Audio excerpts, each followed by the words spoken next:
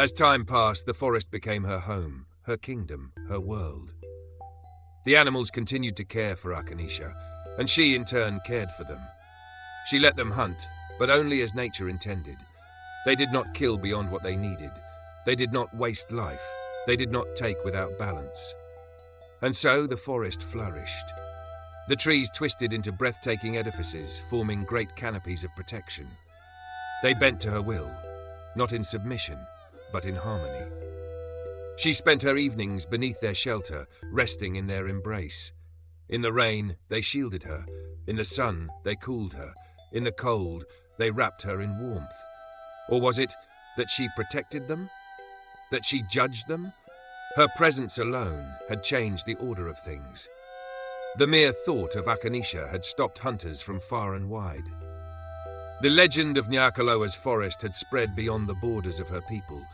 Men who once dared to take life from the sacred trees stopped, fell silent, turned back before their feet crossed into the wild. It was not just fear that held them, it was her. The unseen force, the unspoken will, the silent guardian of the land. But still, something called to her. A presence, a pull, an energy signature, deep within the forest. A place unlike any she had known. A place the creatures of Nyakalowa feared. They scurried away from it, refused to enter.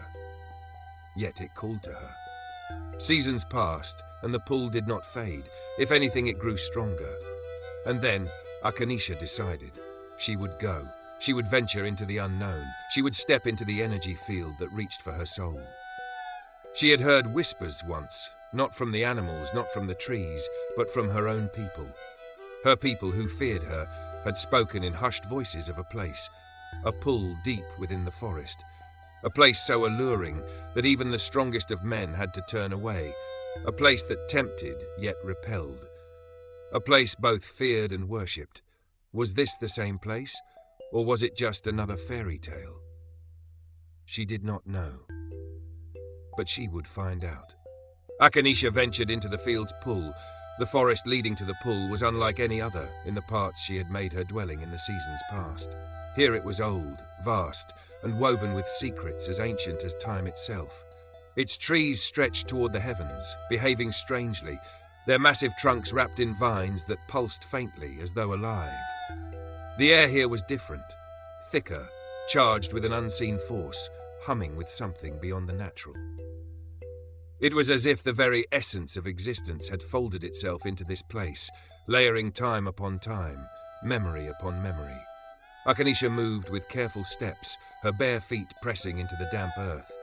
The rich scent of moss and rain filled her lungs, mingling with the faintest trace of something else, something metallic, something old, something forgotten. She had always felt at home in the wild, where the whispers of nature spoke louder than human words, but this part of the forest was different. It was as though the trees watched her, their ancient limbs curling inward, sheltering secrets they refused to reveal. She ran a hand along the bark of a particularly old tree. The moment her fingers made contact, a strange pulse ran up her arm, like a breath held too long finally exhaled. Her heart quickened. The tree was alive, not just in the way all things in nature were, but in a deeper, more knowing way. Akanisha halted, her muscles tensing. The deeper she walked, the more she sensed it. A presence. Not the kind that could be explained away by the sounds of the wild, not the rustling of creatures hidden among the leaves, nor the shifting of wind between branches. This was different. This was watching. This was waiting. Akanisha's sharp eyes scanned the dense canopy, the spaces between the trees, the darkness where sunlight could not reach. The shadows flickered unnaturally, moving when she did not. The leaves rustled, though there was no wind. Something was aware of her. The animals, too, had changed. Their movements were too calculated, too deliberate. A squirrel paused mid-scurry and simply stared at her, its dark eyes unblinking, unnerving. A flock of birds sat unnaturally still in the upper branches, their heads all tilted in the same direction, as if listening, as if waiting. Even the river that wound through the forest, shimmering under the dappled sunlight, seemed to move too smoothly, too perfectly, as if time itself flowed differently here. She slowed her steps. Her heartbeat thundered in her ears, though it was not from fear. No, It was from recognition. Akanisha inhaled sharply.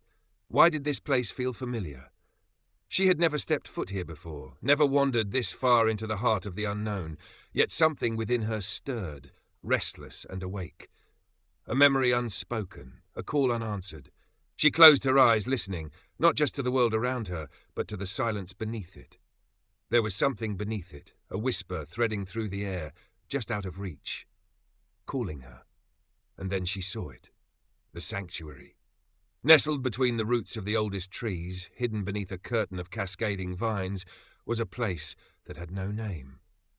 It was not built. It had always been here. A grand archway of intertwining roots marked its entrance, draped in glowing moss that shimmered like captured starlight. Beyond it, the trees grew taller, impossibly vast, their trunks twisting in patterns too deliberate to be natural. The air here was thicker, heavier, as though time slowed the moment she stepped closer. Akanisha's breath caught in her throat. The power here was real, almost tangible, pressing against her skin like unseen hands. It did not welcome her, but it did not push her away either. It was testing her, weighing her, deciding. Her fingers grazed the archway, and in that instant a rush of images flooded her mind. Flashes of battle, a sky torn open by light, shadows moving like living things.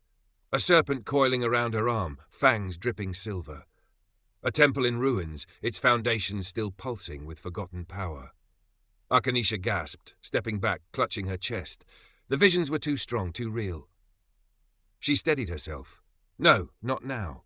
The answers were close, so close she could almost grasp them, yet they slipped away like mist, elusive and teasing. She clenched her fists. She would find them. She had to. A deep inhale, a slow exhale, and then, step by step, she crossed the threshold. The forest did not stop her, the air did not resist, but something shifted, and from the depths of the sanctuary something stirred. Beneath her feet, the ground was softer than any earth she had ever known. A carpet of violet and blue moss spread in all directions, glowing faintly, pulsing in rhythm with something unseen. It was as if the very land beneath her was alive, breathing in harmony with the forces that governed this place. And then there was the river. Akanisha's breath caught as she gazed upon it. It was unlike any river she had ever seen. The water ran crystal clear. Yet it held the shifting colours of a setting sun. It held the colours, gold, crimson, deep indigo, all mixed, all flowing in a slow, deliberate path, as if aware of its own grace. Its surface did not ripple, even when a soft breeze passed through the trees. She took a hesitant step closer, kneeling by the river's edge. She should not touch it. The thought came unbidden, sharp and certain, as though placed into her mind by something unseen. This was no ordinary place. This was a threshold. Akanisha's breath slowed, her mind turning over the realization. A place where the world of mortals met something beyond comprehension. She took a step forward. The moment the ball of her foot pressed into the moss, a sensation rippled through her, a hum, a whisper, an unspoken acknowledgement, as though the very air around her had shifted, adjusting itself to accommodate her presence. She froze. The air had changed. A memory stirred within her, something old, something she should have known. She clenched her fists, her nails digging into her palms. Had she been here before? Had she once belonged to this place? Her breathing quickened. The whisper of the wind through the silver leaves seemed to grow louder, a chorus of voices overlapping, forming a sound both eerie and beautiful. And then she heard the voice.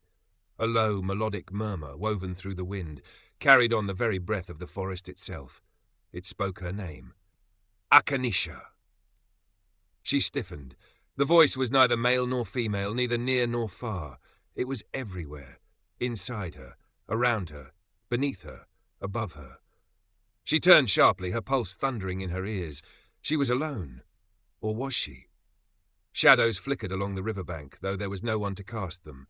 The trees seemed to shift subtly, their branches bending in directions they had not moved before. The ground beneath her felt different, as though it was waiting for her next step. A test. Something was watching. Something was waiting. Her throat tightened. The air pressed against her, thick, charged with something she could not name. It was neither fear nor danger, it was expectation. Akanisha inhaled deeply, her fingers curling slightly. "I am here," she whispered, though she did not know to whom she spoke. A breeze passed through the trees, carrying a scent both familiar and strange. The White Witch had always known. She did not need a messenger, nor the reading of bones, nor the whispers of spirits to tell her. The world itself had spoken. The moment Akanisha was born, the fabric of existence trembled, and the whispers of time carried their secret to her. She had felt it before she saw it. A shift in the rhythm of the universe. A breath held too long finally exhaled. The first sign had been her guardian lions leaving her side. For decades, centuries perhaps, they had stood beside her, their golden eyes ever watchful, their silent presence an unyielding shield. They had never strayed, never wavered, never once turned their backs to the sanctuary they had sworn to protect. But that night something called to them. They had risen in unison, their great manes catching the dim glow of the spirit fire that lined her sanctuary. Their nostrils flared as they tasted the wind, as if detecting something neither near nor far, but everywhere at once. Their eyes had locked onto the horizon, unblinking, unwavering. And then, without hesitation, they had left. The White Witch had not stopped them. She had simply watched as the beasts of prophecy vanished into the forest, their silent departure speaking louder than words ever could. For the first time in her long, long life, she was alone. The second sign had followed soon after, a silence unlike any other. Not the soft, peaceful quiet of night, not the stillness before a storm. No, this was a silence that devoured sound, no rustling leaves, no bird song, no whispers in the wind. Even the river, which had murmured its ancient song for as long as she could remember, stood still. It was as if the world itself had paused, waiting, listening, holding its breath. And then the third sign had come. Not an earthquake, not a storm. A tremor, deep beneath the surface, a shift, not in land, but in the very fabric of the world. It was not something that could be felt in the way mortals understood. It was something known, something written in the bones of time itself, and in that moment the White Witch had seen it, a force reborn, a presence unlike anything that walked the earth. She had closed her eyes, and in the darkness behind her lids, the truth had been revealed. A name unspoken. A power unfathomable.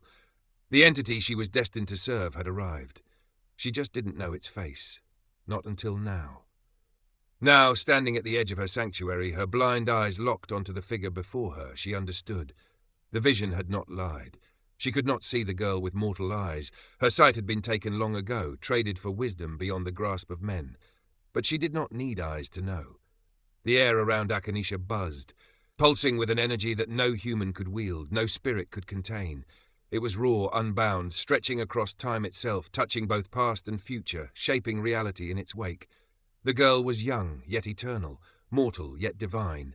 Her power was dormant, waiting to be remembered. But even in her slumbering state, she was terrible to behold. Akanisha did not speak. She did not need to. The forest whispered for her. The river murmured her name. The sky bent to her presence. And the White Witch, the one who had waited, the one who had seen, the one who had prepared, finally fell to her knees. A slow breath escaped her lips. So it was true. So it had always been. She lowered her head in reverence, her heart pounding with something she had not felt in years. Awe. She had spent a lifetime preparing for this moment, and now the Queen of the Realm beyond realms had returned.